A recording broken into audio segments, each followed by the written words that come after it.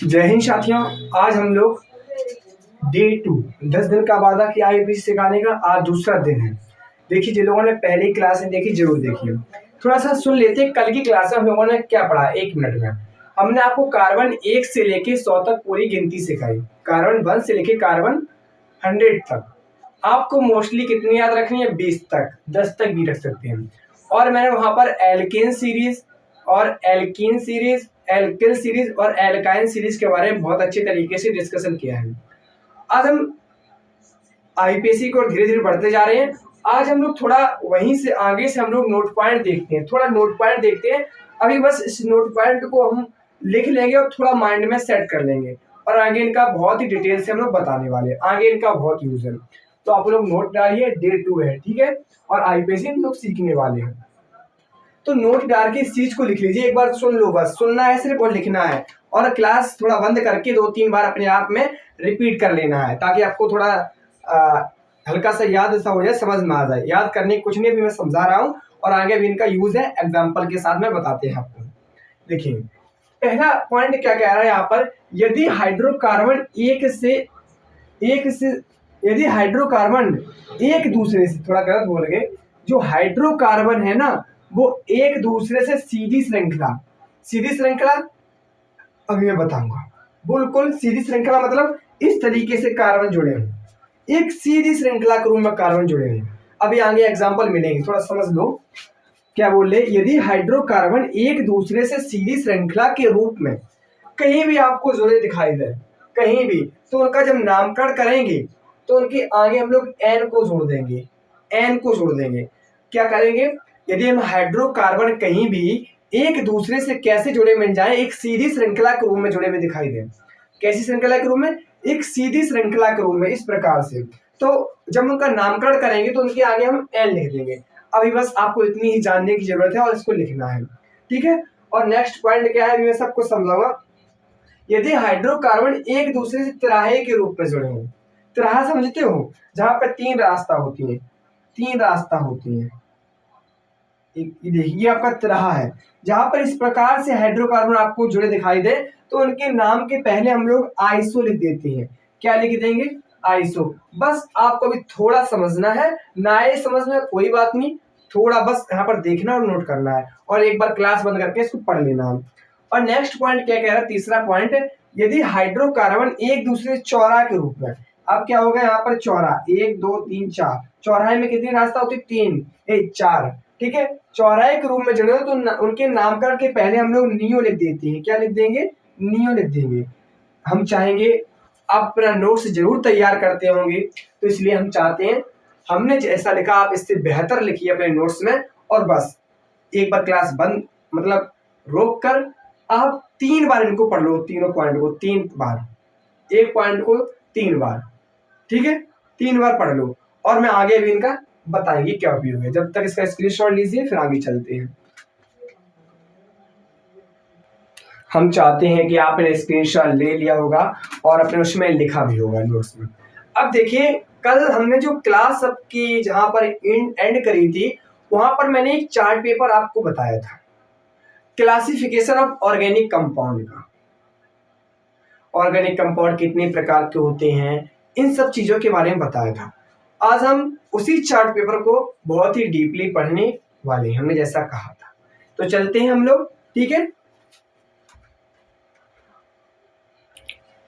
चलिए हम लोग अपनी क्लास को कंटिन्यू करते हैं। अब हम लोग पढ़ते हैं ओपन चेन कंपाउंड, जिसे हम लोग कहते हैं खुली श्रृंखला यौगिक। खुली श्रृंखला यौगिक, कल की क्लास में हम लोग इसका चार्ट पेपर के बारे में डिस्कशन कर रहे थे। देखिए, जो ओपन चेन कंपाउंड होते हैं, ये हमारे क्या होते हैं? देखिए, इसमें क्या होती है, जो कार्बन परमाणु होते हैं, जो क्या होते हैं इसमें, जो कार्बन परमाणु होते हैं, वे एक दूसरे से खुली श्रृंखला के रूप में जुड़े होते हैं। कैसी श्रृंखला के रूप में? खुली श्रृंखला के रूप में। ओपन चेन कंपाउंड, खुली श्रृंखला, ओपन सीरीज के रूप में जुड़े होते हैं। इस वही चीज मैंने यहाँ पर लिख रखी है, देखिए, भी मैं एग्जाम्पल के माध्यम से आपको समझाऊंगा। बे ऑर्गेनिक कंपाउंड, ऑर्गेनिक कंपाउंड में कार्बनिक यौगिक है, जिसमें कार्बन एटम एक दूसरे से खुली श्रृंखला के रूप में, इसे आप लोग अलग पेन से लिखना, खुली श्रृंखला के रूप में क्या होती हैं? जुड़े होते हैं। उन्हें हम क्या कहते हैं? Open chain compound. जैसे फॉर एग्जांपल देख लीजिए यहाँ पर, एग्जाम्पल देख लीजिए, CH3 CH2 CH2 CH3, ठीक है। यहाँ देखिए हमने क्या बताया, बे ऑर्गेनिक कंपाउंड मतलब बे कार्बनिक हो गए, जिसमें जो कार्बन एटम्स होते हैं, जो कार्बन परमाणु होते हैं, वो एक दूसरे से कैसी श्रृंखला के रूप में जुड़े होते हैं, खुली श्रृंखला के रूप में जुड़े होते हैं, हम कहते हैं ओपन चेन कंपाउंड। यहाँ देखिए जो कार्बन परमाणु है एक दूसरे से कैसे जुड़े हैं, खुली श्रृंखला के रूप में, ओपन सीरीज के रूप में जुड़े हुए हैं, खुली श्रृंखला के रूप में जुड़े हैं, देख लो आपको, खुली श्रृंखला के रूप में जुड़े हुए हैं, CH3 CH2 CH3 CH2। अच्छा आप बताओ इसका नाम क्या होगा। हमने आपसे कहा हाइड्रोजन से हमें कोई लेना देना नहीं, हमने आपको 20 तक गिनती सिखाई, अब 10 तक याद रख लो कोई बात नहीं, ठीक है। हमने यहाँ पर आपको बताया कल भी की क्लास में मैंने बताया था कि हाइड्रोजन परमाणु से हमको कोई मतलब नहीं है, ठीक है। कार्बन यहाँ पर देख लो कितने हैं, 1 2 3 4, और मैंने आपका बताया था कार्बन 4 को क्या कहते हैं, कोई बताएगा। कार्बन 4 को हमने बताया था व्यूट कहते हैं, व्यूट कहते हैं। कार्बन 4 को क्या कहते हैं, व्यूट कहते हैं। अच्छा एक बात तो हो गई, यहाँ पर कार्बन 1 है 2 है 3 है 4 है, यहाँ कार्बन कितने है भैया, 4 है। और हमने कल की क्लास में कार्बन 4 को पढ़ा था व्यूट कहते हैं, व्यूट कहते हैं। अच्छा ये भी हमने पढ़ा था जहां पर सिंगल बॉन्ड दिखते हैं वो कौन सी सीरीज होती है, हमने कहा था जहां पर आपको ये सिंगल बॉन्ड दिख जाए, सिंगल बॉन्ड यहाँ पर ये आपको दिखाई देते हैं, वो कौन सी सीरीज होती है, वो होती है एल्केन सीरीज, एल्केन सीरीज। वो कौन सी सीरीज होती है, एल्केन सीरीज हमारी होती है। हमने आपसे देखिए एक बार ध्यान से देख लो, आपको सब कुछ समझ में आएगा। एग्जाम्पल क्या है देखो, ओपन चेन कंपाउंड क्या है, जिसमें क्या हो कार्बन परमाणु एक दूसरे से खुली श्रृंखला के रूप में पाए जाते हैं, उसे हम क्या कहते हैं, ओपन चेन कंपाउंड। आपसे परिभाषा कोई नहीं पूछेगा, एग्जाम्पल पूछ लेगा, ठीक है। और हम चाहते हैं बेसिक एकदम मजबूत करके चलते हैं आईपीसी की ओर, ठीक है। देखिए यहाँ पर कार्बन कितने हैं, 4, तो हम लोगों ने अगली क्लास में पढ़ा था कार्बन 4 को क्या कहते हैं, व्यूट कहते हैं, ये तो पता है सबको भैया, ठीक है। अच्छा हमने ये भी पढ़ा था जब कार्बन परमाणुओं के मध्य हम सिंगल बॉन्ड देखने को मिलता है, सिंगल बॉन्ड देखने को मिलता है, तो हमने पढ़ा था वो एल्केन सीरीज होती है।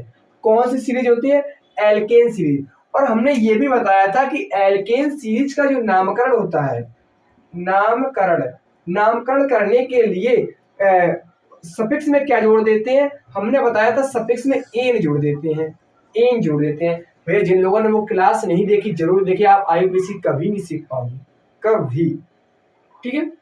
तो मैंने बताया क्या, ये एल्केन सीरीज है, और एल्केन सीरीज के कंपाउंड का नामकरण करने के लिए हमको सफिक्स में क्या जोड़ना होता है, एन जोड़ देता है।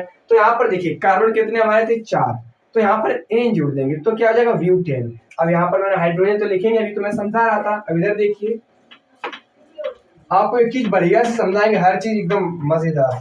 तो यहाँ पर देखिए कार्बन हमारे कितने थे, कार्बन हमारे यहाँ पर 4 थे, ठीक है। कार्बन हमारे कितने थे, 4, इसलिए हम लगा दे रहे ब्यूट, 1 2 3 4, कल की क्लास में बताया कार्बन 4 को ब्यूट कहते हैं। अब यहाँ पर देखिए आपको क्या दिख रहा है, सिंगल बॉन्ड दिखाई दे रहे हैं, सिंगल बॉन्ड। और मैंने बताया सिंगल बॉन्ड दिखाई दे तो वो कौन सी सीरीज होती है आपकी, एल्केन सीरीज होती है। और एल्केन सीरीज जब हम नामकरण करते हैं तो उसके सफिक्स में क्या जोड़ देते हैं, एन जोड़ देते हैं, तो यहाँ पर एन लिख देंगे। आपको समझ में आया यहाँ पर एन क्यों लिखा है, क्योंकि इसके मध्य सिंगल बॉन्ड है, तो इसका नाम क्या हो गया, ब्यूटेन। अच्छा इसका नाम तो ब्यूटेन हो गया, ब्यूटेन, ठीक है। अभी मैंने आपको एक चीज बताई, जब कार्बन परमाणु एक सीधी श्रृंखला के रूप में जुड़े होते हैं या सीधी सड़क के रूप में जुड़े होते हैं, अभी मैंने क्लास जब स्टार्ट की थी आपको मैंने उस पॉइंट को 3 पॉइंट को लिखाया था। अगर आपने वो पॉइंट क्लास बंद करके नहीं पढ़े, एक बार क्लास फिर से बंद कीजिए, पॉइंट को पढ़िए।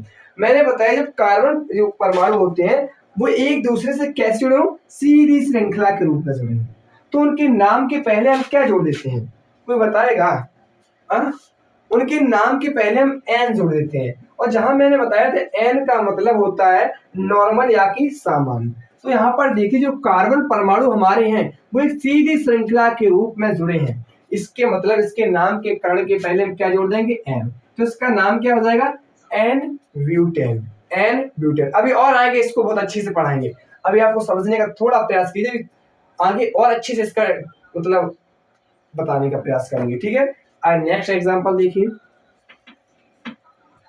नेक्स्ट एग्जांपल देखिए,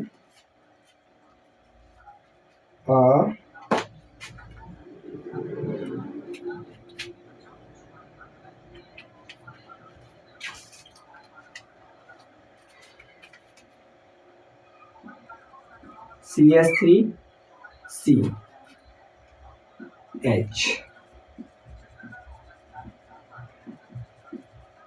एक दो तीन चार।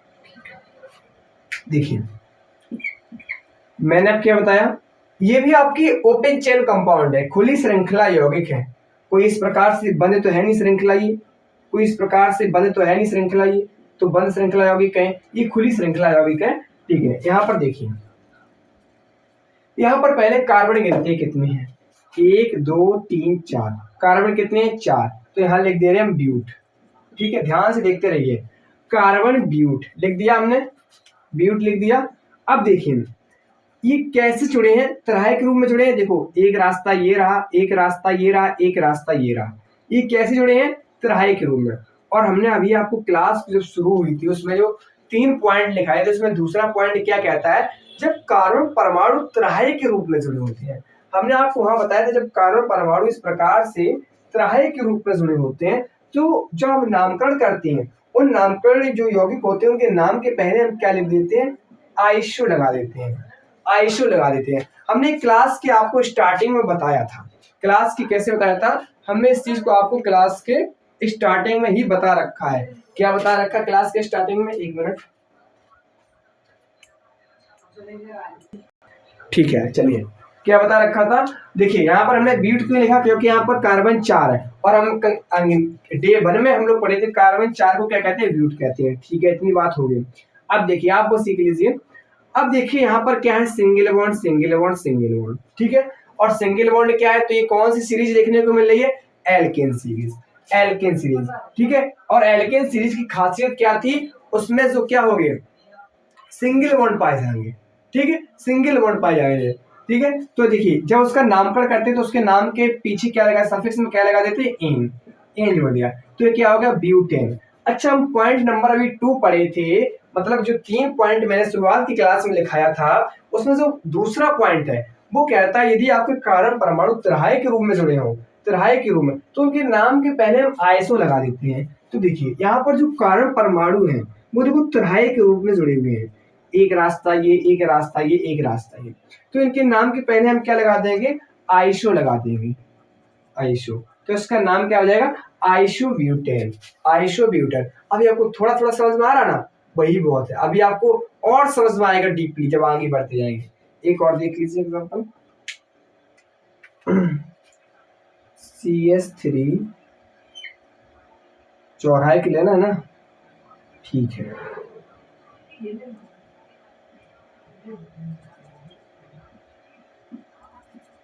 ठीक है। अब यहाँ पर देख लो, यहाँ देख लो कार्बन हमारे कितने, 1 2 3 4 5, और हम लोग अगली क्लास में पढ़े कि कार्बन 5 को हम लोग क्या कहते हैं, पेंट कहते हैं। कार्बन 5 को हम लोग क्या कहते हैं, पेंट, पेंट लिख दिया।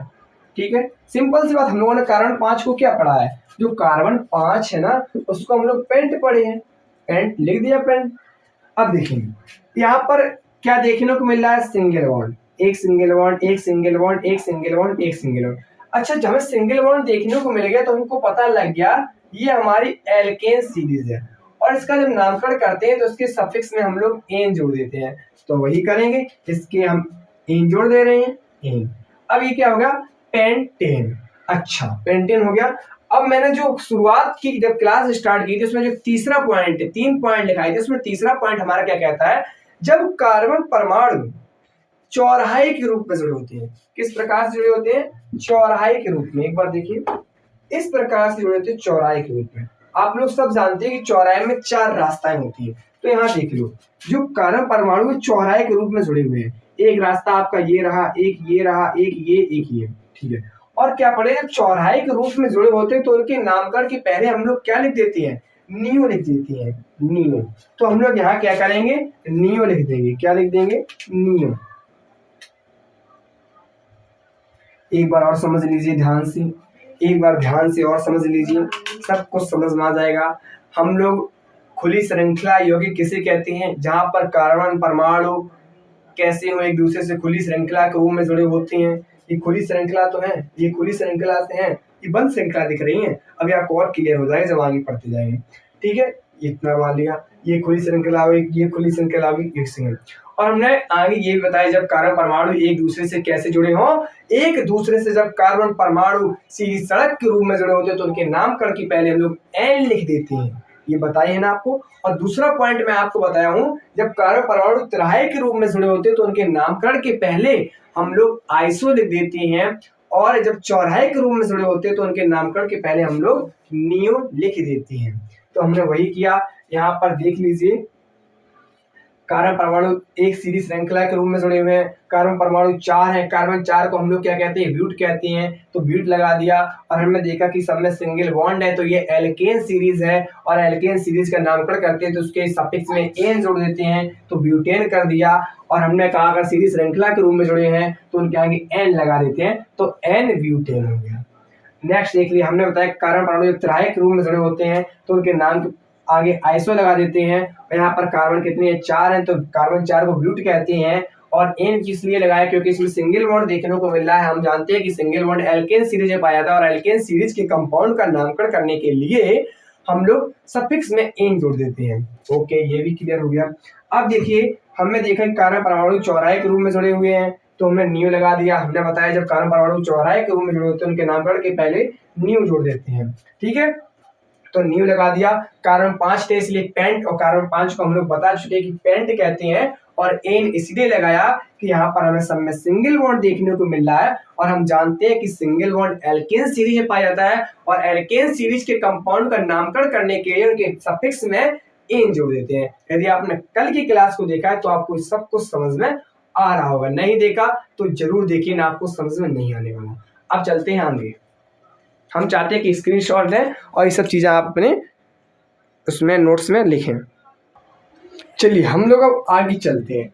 देखिए, हम लोगों ने क्या पढ़ा था कि ओपन चेन जो कंपाउंड होते हैं, देखिए एक बार, ओपन चेन कंपाउंड जो हमारे होते हैं खुली श्रृंखला यौगिक, ओपन चेन कंपाउंड, ठीक है, जो हमारे खुली श्रृंखला यौगिक होते हैं, खुली श्रृंखला यौगिक, अभी हमने बताया खुली श्रृंखला यौगिक कैसे होते हैं, ये हम पढ़ चुके हैं। ये आपके दो प्रकार के होते हैं, ये आपके दो प्रकार के होते हैं। एक बार ध्यान से देख लीजिए, सब कुछ समझ में आएगा। जैसे डीपली परिभाषा में कोई फायदा नहीं है, लेकिन फिर भी मैं लिखा देता हूँ। हमने बताया था एक होता है ब्रांच कंपाउंड और अनब्रांच कंपाउंड। ब्रांच कंपाउंड, ये दूसरा आपका होता है अनब्रांच कंपाउंड। अनब्रांच कंपाउंड, इसको हिंदी में हम लोग कहते हैं शाखित यौगिक, जिसमें शाखाएं पाई जाती हैं, शाखित यौगिक, ठीक है। और इसको हिंदी में कहते हैं अशाखित यौगिक, अशाखित यौगिक, जिनमें शाखाएं नहीं पाई जाती हैं, जिनमें क्या होता है, शाखाएं नहीं पाई जाती हैं। खुली श्रृंखला अभी बोले तो कहते हैं ओपन चेन कंपाउंड। अभी मैंने बताया जिसमें कार्बन परमाणु एक दूसरे कैसे पाए जाते हैं, खुली श्रृंखला के रूप में पाए जाते हैं, उन्हें हम लोग क्या कहते हैं, ओपन चेन कंपाउंड। और हमने आपको कल की क्लास में बताया जो ओपन चेन कंपाउंड है ये दो प्रकार के होते हैं, ब्रांच कंपाउंड और अनब्रांच कंपाउंड, यानी कि शाखित यौगिक और अशाखित यौगिक। शाखित यौगिक का मतलब होता है जिसमें शाखाएं पाई जाती हैं। आप देख सकते हैं हमारा एक पेड़ है, ये हमारा क्या है, एक पेड़ है, ठीक है। इस पेड़ में पत्ते यार झड़ गए हैं, ठीक है, इस पेड़ में पत्ते झड़ चुके हैं, सिर्फ शाखाएं शाखाएं बची हैं। एक बार थोड़ा समझने का प्रयास करें, ये हमारा पेड़ है, ये कैसा शाखित, इसमें शाखाएं देखने को मिल रही हैं, एक शाखा ये, एक शाखा ये, एक शाखा ये, एक शाखा ये। आप सब पेड़ पौधों पर चलोगे, सबको सबने शाखाएं देखी होंगी। तो मेरा कहने का मतलब ये है कि ब्रांच कंपाउंड किसे कहती हैं, वे यौगिक जिसमें क्या होती, शाखाएं पाई जाती हैं, जिसमें क्या हो, शाखाएं पाई जाती हैं, जिसमें क्या होता है, कार्बन परमाणुओं के मध्य, इसमें क्या होगा, हमारा कार्बन जो परमाणु होगा, जो कार्बन जो परमाणु होगा उनके मध्य क्या होगा, शाखाएं पाई जाएंगी, शाखाएं पाई जाती हैं, उनको हम क्या कहते हैं, ब्रांच कंपाउंड। जैसे कि एग्जांपल देख लो, इसका एक एग्जांपल देख लो, यहीं पर आप लोग भी ऐसे ही लिखेगा शॉर्ट तरीके से, ठीक है, हम लोगों को तो आईपीसी सीखना है। तो देखिए ब्रांच कंपाउंड क्या होते हैं, शाखित यौगिक क्या होते हैं जिसमें कार्बन परमाणुओं के मध्य क्या हो, शाखाएं पाई जाती हैं, ठीक, उन्हें हम क्या कहते हैं, ब्रांच कंपाउंड कहते हैं। आप लोग लिख सकते हो ऐसे यौगिक जिसमें कार्बन परमाणुओं के मध्य शाखाएं पाई जाती है, देखने को मिलती है, उन्हें हम कहते हैं शाखित यौगिक यानी कि ब्रांच कंपाउंड। जैसे कि देख लो, अभी मैंने जो एग्जांपल लिखा था उसी को लिख दे रहे हैं, CH3C, CH3, CH3, CH3। अब इसमें देखिए जो कार्बन परमाणु है उनके पास शाखाएं पाई जा रही हैं, एक शाखा ये रही, एक शाखा ये रही, एक शाखा ये रही, एक शाखा ये रही, इसमें क्या है, शाखाएं पाई जा रही। कार्बन परमाणुओं के मध्य जहां शाखाएं देखने को मिलती हैं उन्हें ब्रांच कंपाउंड कहते हैं, यानी कि शाखित यौगिक कहते हैं। तो इसका नाम क्या हो जाएगा, एक बार फिर से देख लो, अभी मैंने आगे आपको इसको नाम बताया था। देखो यहाँ पर कार्बन कितने हैं, पहले ये लिख लेते हैं, 1 2 3 4 5, 5 कार्बन, तो क्या लिखेंगे, पेंट, तो क्या लिखेंगे, पेंट, कार्बन 5 को पेंट लिखते हैं। अब देखिए इनके मध्य क्या है, सिंगल बॉन्ड, और हम जानते हैं जहां कहीं हमको सिंगल बॉन्ड देखने को मिलता है वहां क्या होती है, एल्केन सीरीज। और एल्केन सीरीज के जब नामकरण करते हैं तो उनके नाम के सफिक्स में क्या लगा देते हैं, एन लगा देते हैं। तो यहाँ पर हम एन लगा दे रहे हैं, पेंट, यहाँ पर एन लगा दे रहे हैं, ANE। अब देखिए अभी मैंने एक पॉइंट बताया था, जब कार्बन परमाणु चौराहे के रूप में जुड़े हों तो उनके नाम के पहले क्या लगा देते हैं, नियो, ठीक है। अब देखिए एक बार और समझ लो, ब्रांच कंपाउंड क्या है, जिसमें कार्बन परमाणुओं के मध्य क्या होती है, शाखाएं पाई जाती है, उन्हें हम कहते हैं ब्रांच्ड कंपाउंड, ठीक है। जैसे कि आप देख सकते हो यहाँ पर जो कार्बन परमाणुओं के मध्य शाखाएं देखने को मिल रही है, ये हमारा क्या है, ब्रांच कंपाउंड। और यहाँ पर अशाखित यौगिक क्या है, जहां पर ब्रांच ही ना हो, जहां शाखाएं ना हो, यानी कहने का तात्पर्य जब कार्बन परमाणु सीधी श्रृंखला के रूप में जुड़े होंगे, सीधी श्रृंखला के रूप में जुड़े होते हैं, इस प्रकार से जुड़े होंगे। अभी मैंने वहां पर एक एग्जांपल लिया था एन वाला, नॉर्मल तरीके से जुड़े होंगे, सीधी श्रृंखला के रूप में जुड़े होते हैं, उन्हें हम क्या कहते हैं, अशाखित कार्बन परमाणु। जहां पर ये कार्बन परमाणु कैसे जुड़े हों, एक सीधी श्रृंखला के रूप में, सीधी श्रृंखला के रूप में जुड़े होते हैं, जुड़े होती हैं। इसमें क्या होता है, अनब्रांच्ड कंपाउंड में यानी कि अशाखित यौगिक में जो कार्बन परमाणु होते हैं सीधी श्रृंखला के रूप में जुड़े होते हैं। फॉर एग्जांपल देख लेते हैं हम यहाँ पर, इसका एक एग्जांपल देख लेते हैं, जैसे CH3, CH2, CH2, CH3। अब यहाँ पर देखो हमारे पास कार्बन कितने, 1 2 3 4, तो हम सिंपल सा है ब्यूट लगा देंगे। कार्बन 4 को हम लोग ब्यूट पढ़े हैं, कार्बन 4 को हम लोग क्या पढ़े हैं, ब्यूट पढ़े हैं, ठीक है। और देखिए मैं एक बार देख रहा हूँ यहाँ तक दिख रहा कि नहीं,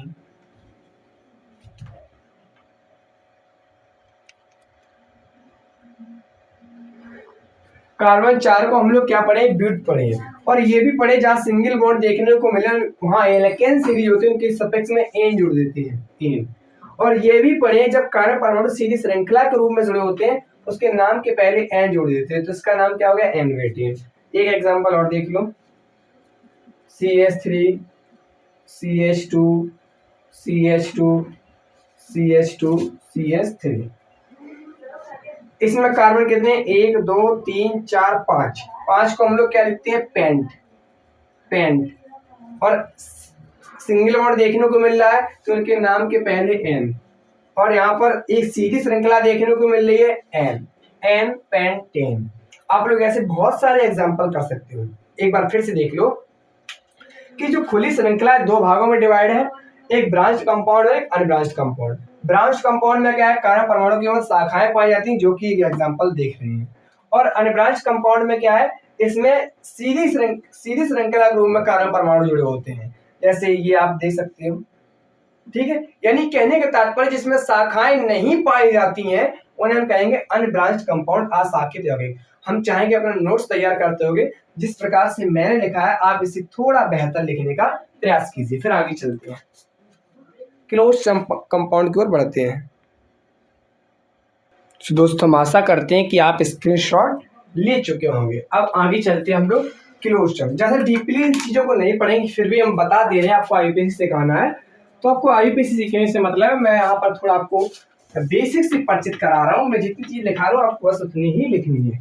अब हम चलते हैं ओपन चेन कंपाउंड को सिर्फ समझेंगे और उसके अंदर जाने की हमको कोई आवश्यकता नहीं है।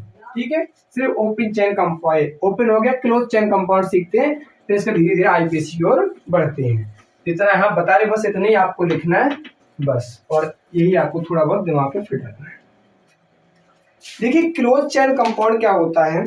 क्लोज चेन कंपाउंड बंद श्रृंखला यौगिक। बंद, उस दिन हमने इंग्लिश लिखवाई थी, बंद श्रृंखला यौगिक। देखिए बंद श्रृंखला यौगिक यहाँ पर हमारे क्या होते हैं, एक बार देख लीजिए। इसमें क्या होता है, जो कार्बन परमाणु होते हैं, जो कार्बन परमाणु होते हैं, जो कार्बन परमाणु होते हैं वो एक दूसरे से बंद श्रृंखला के रूप में, इसमें क्या होता है, उसमें खुली श्रृंखला के रूप में, इसमें कार्बन परमाणु जो होते हैं वो बंद श्रृंखला के रूप में होते हैं, बंद श्रृंखला के रूप में देखने को मिलते हैं, देखने को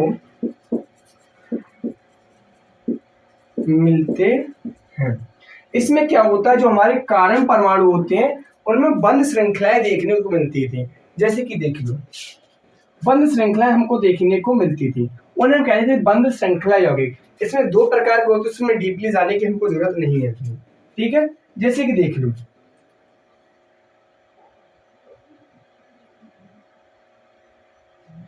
देखिए हम आपको एक चीज नहीं लिखवाए, जहां पर हमको कहीं, एक बार रुकना लाइट को थोड़ा, जहां पर कहीं आपको बंद श्रृंखला दिखे आप कैसे पहचानेंगे, तो आप वहां पर क्या देखेंगे, जो कार्बन परमाणु है वो एक दूसरे से बंद श्रृंखला के रूप में आपको कहीं देखने को मिलेंगे, तो उन्हें बंद श्रृंखला योग कहते हैं।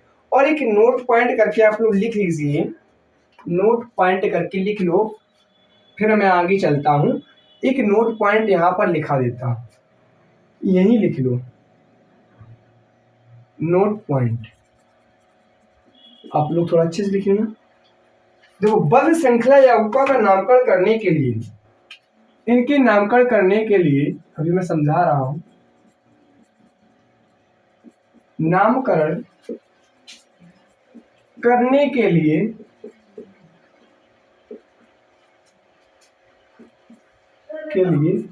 साइक्लो जोड़ देते हैं, साइक्लो जोड़ देते हैं। नाम के पहले क्या करेंगे हम लोग, साइक्लो जोड़ देंगे नाम के पहले। इनके नामकरण करने के लिए नाम के पहले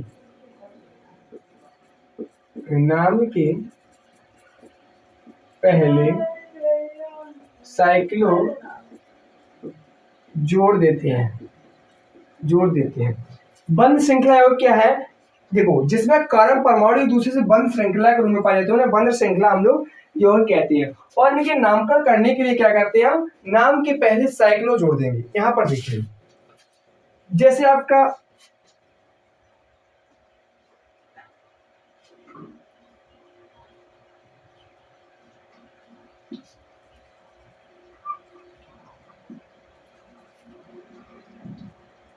यहाँ देखिए हमारे पास कार्बन कितने हैं, 1 2 3, कितने कार्बन है, 3। और कार्बन 3 को हम लोग क्या कहते हैं, प्रोप। ठीक है, और यहाँ पर आपको देखने को मिल रहा है कि सिंगल बॉन्ड, तो यहाँ पर एन लगा देंगे, एल्केन सीरीज के नाते हम लोग एन लगा देंगे। ठीक है, अब देखिए हमने बताया जहां पर आपको वलय दिख जाए कहीं ये, ठीक है, ये आपको बंद श्रृंखला यौगिक दिख जाए तो उनके नाम के पहले हम लोग क्या लगे थे, साइक्लो, तो इसका नाम क्या हो गया, साइक्लोप्रोपेन। इसी प्रकार और देख लीजिए, और देख लीजिए आप।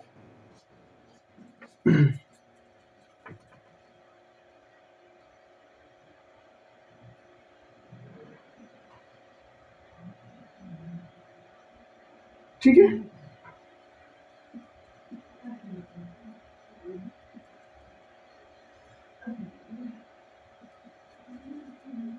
यहाँ पर देखिए कार्बन हमारे कितने हैं, 3, तो क्या लगा दो यहाँ पर, प्रॉप लगा दिया।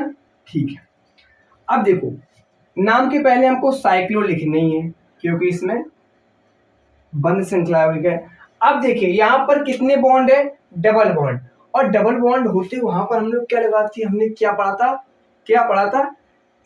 था, एल्किल सीरीज। तो उनके नाम के पहले हम लोग क्या लगा देते हैं, YL। ठीक है, तो देखिए यहाँ पर हमने क्या किया है। ठीक है, बंद श्रृंखला यौगिक क्या है, एक बार देख लीजिए। उनके नामकरण के पहले जहां पर आप बंद श्रृंखला का यौगिक का नामकरण करेंगे, उनके नामकरण के पहले हम लोग साइक्लो जोड़ देंगे। ठीक है, और इसमें क्या होता है, जो कार्बन परमाणु होते हैं बंद श्रृंखला के रूप में पाए जाते हैं, उन्हें हम बंद श्रृंखला यानी क्लोज चेन कंपाउंड कह देते हैं। ठीक है, क्लोज चेन कंपाउंड कह देते हैं।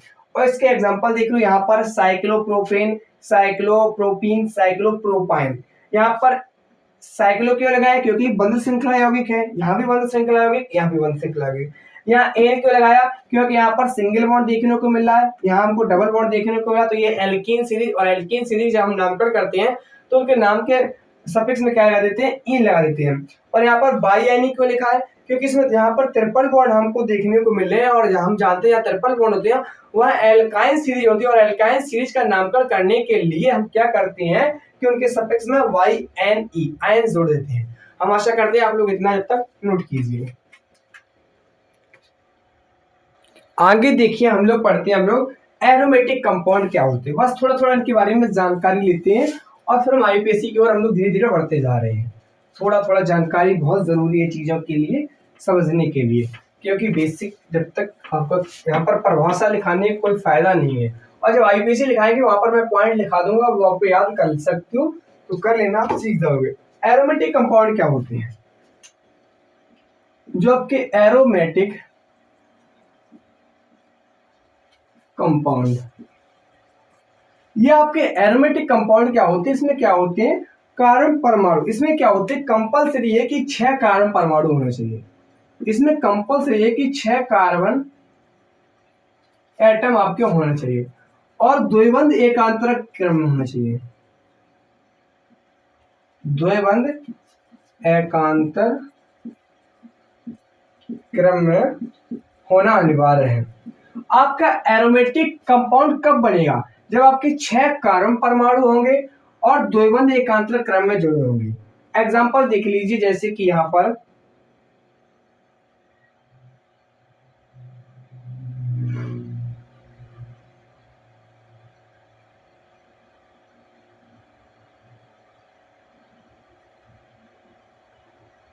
आप थोड़ा अच्छा बनाना,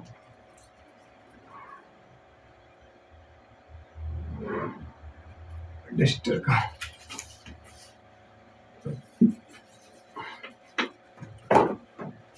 यहां बना दे रहे।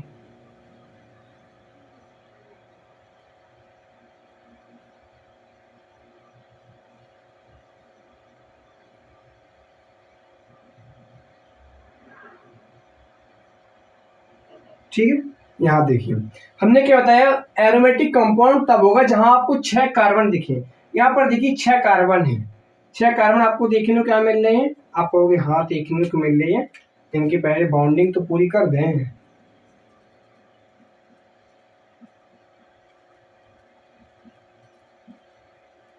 अब देखिए यहाँ पर कितने कार्बन है, 6 कार्बन आपको देखने को मिल रहे हैं, और द्विबंध कैसे होना चाहिए, एकांतर क्रम में। जैसे एक यहाँ है तो एक यहाँ होगा आपका, और दूसरा आपका यहाँ होगा।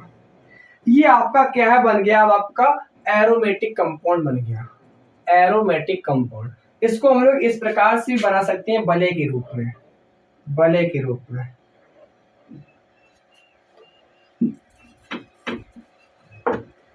इसको हम लोग बलय के रूप में भी बना सकते हैं।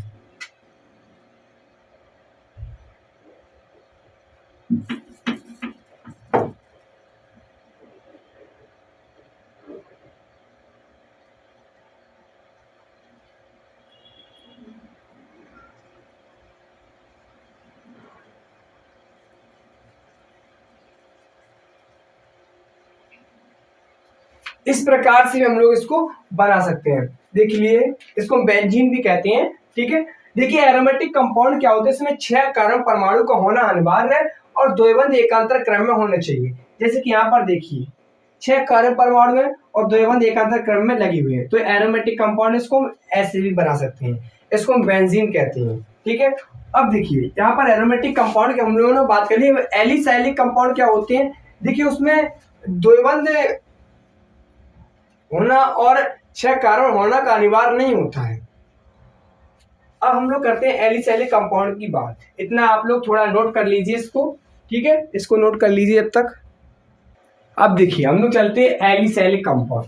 एलिसैलिक कंपाउंड में क्या होता है, इसमें ना तो 6 कार्बन परमाणु होना आवश्यक होता है, 6 कार्बन परमाणु होना आवश्यक होता है, और ना ही द्वैवंध एकांतर क्रम में, ना ही द्वैवंध एकांतर क्रम में आवश्यक है, आवश्यक होना है। देखिए एलिसैलिक कंपाउंड में ना तो आपकी 6 कार्बन परमाणु का होना अनिवार्य है और ना ही द्वैवंध एकांतर क्रम में होने का अनिवार्य है। जैसे कि यहाँ पर देख लो, यहाँ कितने कार्बन, जहां मुड़ाई होती है वहां एक कार्बन होता है, 1 2 3 4, तो कार्बन कितने 4, ब्यूट लगा दिया, ठीक है। यहाँ पर ब्यूट एन हो जाएगा, ब्यूटेन सिंगल बॉन्ड देखने को मिल रहा है। और देख लो जरूरी नहीं 6 कार्बन परमाणु, यहाँ कार्बन कितने आपके 3 है, तो प्रॉप लगा दो, 1 2 3, जहां मोड़ होती है वहां 3 कार्बन, और सिंगल बॉन्ड देखने को मिल रहा है तो एन लगा दो। तो आपको देखने को मिला जो एलिसैलिक कंपाउंड है उसमें 6 कार्बन परमाणु का होना आवश्यक नहीं है, न ही द्वैवंध एकांतर क्रम में होना आवश्यक है। और एरोमेटिक कंपाउंड में 6 कार्बन परमाणु का होना आवश्यक है और वहां पर और द्वैवंध एकांतर क्रम में होना आवश्यक है। तो आज की क्लास हम लोगों ने क्या पढ़ा है एक बार देख लेते हैं। जिन्होंने कल की क्लास नहीं देखा जरूर देखिए, और कल हम लोग धमाकेदार आईपीसी करेंगे। कल से आईपीसी प्रॉपर, ये आपका बेसिक था 2 क्लास में, और कल से हम लोग आईपीसी सीखेंगे, उसके नियम क्या है, दुनियादारी आईपीसी में कल से हम लोग घुस जाएंगे। ठीक है, आज की क्लास बेहतर लगी हो, ठीक है, चैनल को सब्सक्राइब करना मत भूलें। जय हिंद साथियों।